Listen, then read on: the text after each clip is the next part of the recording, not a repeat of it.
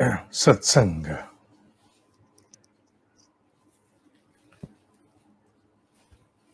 बहुत से साधक जप आरंभ करके अनुष्ठान पर जाना चाहते हैं। जप का उद्देश्य भी यही है कि मनुष्य न केवल सामान्य दैनिक साधना करे, बल्कि विशेष आवश्यकता की पूर्ति हेतु गायत्री के कामधेनु पक्ष को भी जागृत करे, लाभान्वित हो, उससे लाभ प्राप्त करे। कामधेनु समस्त सात्विक मर्यादित कामनाओं की पूर्ति करने वाली, आत्म उत्कर्ष सहित गायत्री के ब्रह्म वर्चस्व का अवतरण मनुष्य के भीतर जप के द्वारा और आत्म परिष्कार के द्वारा ही अवतरित होता है। अकेला जप अपर्याप्त है। जप के साथ जुड़ा आत्म परिष्कार अर्थात अपने आप को और सुधारने की चेष्टा करना, दोष ऐसी वृत्तियों से हटने की चेष्टा करना, सफल असफल चिंता छोड़ दो। तुम जीवन भर असफल होके भी मरे, बड़ी बात बोल रहा हूं, चलो अपने आप से कहता हूं, तुमसे नहीं कह, मैं जीवन भर असफल होके भी मरूं तो भी मेरा बहुत बड़ा कल्याण होगा।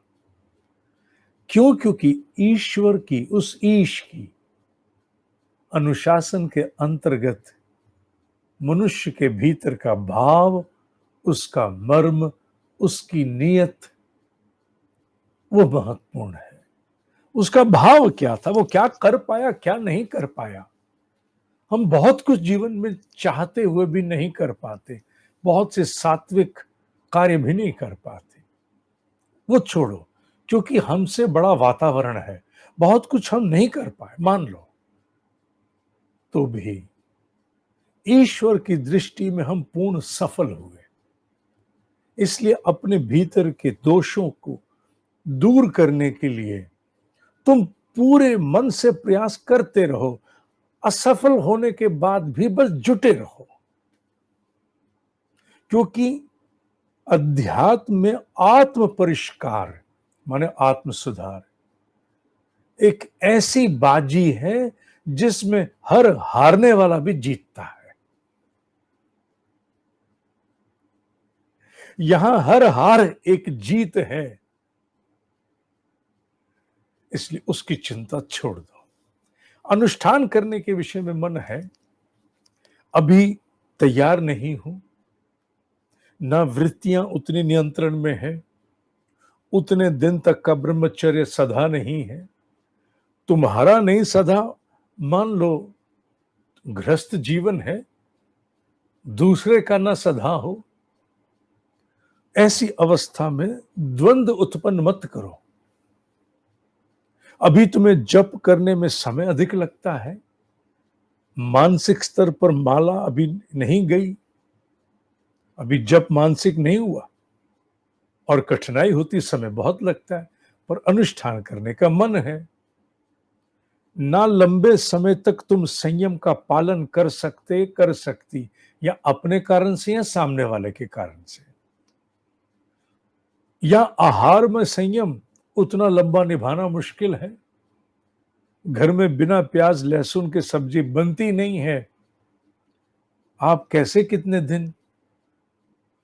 बिल्कुल चिंता छोड़ो, तुम लघु अनुष्ठानों को शुरू कर दो। लघु अनुष्ठान, लघु अनुष्ठान 5000 से शुरू कर दो। कितने दिन में? 3 दिन।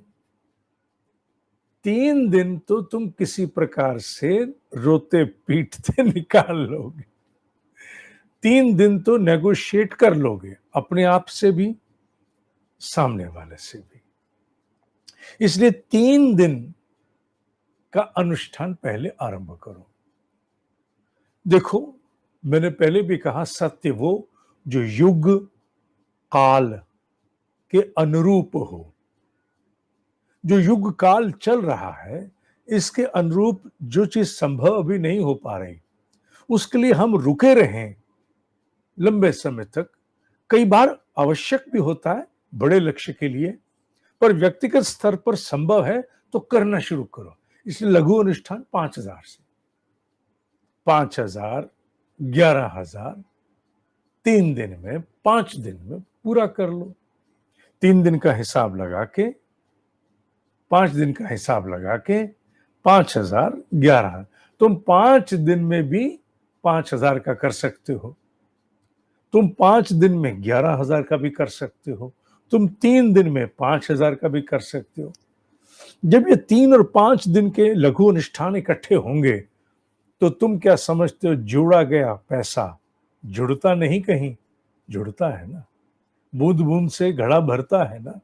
तो तुम्हारे ये छोटी छोटी, छोटी छोटी तो नहीं, खैर है तो अच्छी सेविंग, ये 5-5 हजार मंत्र जप की सेविंग थोड़े समय बाद कितनी हो जाएगी, अनुमान लगाओ।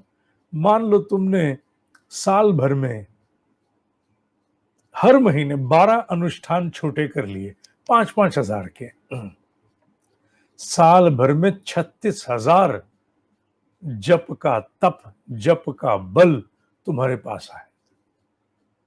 साल भर में 36,000 का, छोटी बात नहीं है। जहां कुछ भी नहीं हो सकता था, अरे वहां शुरुआत हो गई, इतनी बढ़िया शुरुआत हो गई। फिर धीरे धीरे तुम्हें देख करके मैं जब जाता था कई बार लड़कियों में, देहात में भी, विलेजेस में भी, इधर उधर भी, तो मैं लड़कियों से कहा कर कहते, हमें घर वाले ये नहीं वो नहीं करने देते। बेटा मैं सारी बात मानता हूं, पर तू भी तो दम दिखा अपना, अपना दम तो दिखा। अपना दम दिखाते नहीं हो, घर वाले कैसे आसानी से मान जाए? घर वाले किसी के भी आसानी से नहीं मानेंगे। जब आसपास थोड़ी सी भनक लगती है तो 100 में से 90 लोगों को अनुमति प्राप्त होनी शुरू हो जाती, 10 एक लोग बच जाएंगे जिनके आसपास परिस्थिति कठोर है, तो उन्हें उसमें ही चलते रहना चाहिए, ये मान के कि ईश्वर मुझे इसी में चलाना चाहता है, मैं इसी में चलूं। एक बात बताऊं, तुम मानो या ना मानो, जितनी कठोर परिस्थिति में तुम तप करते हो ना, उसका प्रभाव उतने ही गुना अधिक होता है। अरे कौन कितनी कठोर परिस्थिति में कितना कर पाया, ये देखो ना। पीठ पीछे की हवा हो और कोई बैठा हो कहीं गंगा किनारे जाके, उसकी रोटी पानी का पूरा प्रबंध हो, कोई चिंता नहीं, और वो 9 दिन में बजाय इसके कि वो 24,000 के वो कर ले 1.25 लाख का अनुष्ठान और करता चला जाए। अच्छा, जप का प्रभाव आएगा, निश्चित आएगा, पर उसके अनुपात में वो जिसे घर में भी पूरी अनुमति नहीं, जिसका संयम पालन करना भी बड़ा कठिन, आहार का, विहार का, विचार का भी टेलीविजन कमरे में चलता है, सुनना पड़ता है कई बार, नहीं कान बंद होते। ऐसे व्यक्ति को जब इतनी कठोर परिस्थिति में भी 3-3 दिन के, 5-5 दिन के लघु अनुष्ठान करने का अवसर मिलेगा, तुम उसके तप का प्रभाव कम समझते हो? अगर कम समझते हो तो तुम जानते ही कुछ नहीं हो ना, तुम कुछ नहीं जानते। अरे जिसको जितनी कठिनाई हुई तप में, उसका प्रभाव उसके अंतःकरण के परिमार्जन में, उसके कर्म बंधन के क्षय में उतना अधिक हुआ। बात को समझो, कितनी कठिनाई से तुम होके आए। कारगिल का अभी अभी हमने विजय दिवस मनाया था, कितनी कठिनाई से हम नीचे ऊपर से गोलियां छोड़ो, पत्थर भी बरसाए कोई, तो भी मनुष्य ऊपर नहीं चढ़ सकता। हमने कितनी कठिनाई में वो युद्ध जीता। वो युद्ध वो युद्ध पराक्रम का एक अपने आप में अनूठा उदाहरण है। अनूठा। बड़े से बड़े युद्ध की तुलना में वो कहीं ऊपर है। क्यों? क्योंकि समूची प्रतिकार और विपरीत कर परिस्थितियों में हम कर पाए। हम कर पाए। जितना कर पाए वो महत्वपूर्ण नहीं, हम कर पाए। इसलिए बाबू, चिल्ला मत, चिल्ला मत, बहाना मत बना, चिंता मत कर, रो नहीं। 3 दिन, 2 दिन, 1 दिन, 1 दिन में जितना होता उतना कर, जितना संभव उतना कर। शुरुआत तो कर। जब ईश्वर को भी लगेगा कि इसके साथ बहुत हो गई, तो वो रास्ता बनाएगा। स्वामी रामकृष्ण परमहंस के वाक्य हैं, कितनी भी कुटिल, जटिल, कठोर, क्रोधी सास हो, उसको पता लग जाए कि बहू का पहली बार गर्भ ठहरा है, अभी तो नहीं पता लड़का है कि लड़की, उस काल में तो यही सोचा जाता था, आज तो बराबर है। तो वो क्या करती थी, वो क्योंकि उस काल की बात कर रहे थे, तो वो बहू से काम करवाना कम कर देती है। क्यों? उसको पता लग गया गर्भ ठहर गया है, मेरे ही वंश का पोता है या पोती, जो भी आने वाला है। उसी प्रकार ईश्वर को भी यहां गर्भ लिंग से ऊपर है। अध्यात्म का गर्भ पुरुष और स्त्री दोनों को धारण करना पड़ता है। इसलिए ये बात जान लो, जब ईश्वर को पता लगता है कि अब ये मार्ग पर आ गया, आ गई और अडिग है, जितना कठोर से कठोर परिस्थिति सामने लाए, सामना करते हुए करता आ रहा है, करती आ रही है, ईश्वर कहता है चलो बाकी डिस्काउंट निपटा दो। क्या ग्रेस मिलता है अध्यात्म में? हाँ, मिलता है। आप कैसे कह सकते हो? मैं नहीं कह सकता, मेरी क्या बिसात। ब्रह्म ऋषि योगीराज महर्षि अरविंद कहते हैं, डिवाइन ग्रेस, दिव्य अनुकंपा मिलती है, गणित से ऊपर जाके भी मिलती है, अंगुली माल को भी मिलती है, उसकी डिवाइन ग्रेस आती है। यह सत्य है कि वो अनेकों प्रकार के डिस्काउंट देने में भी फिर पीछे नहीं हटता। कब? जब देखता है कि मैंने कमर में चू निकाल दी, फिर भी हटा नहीं, हटी नहीं।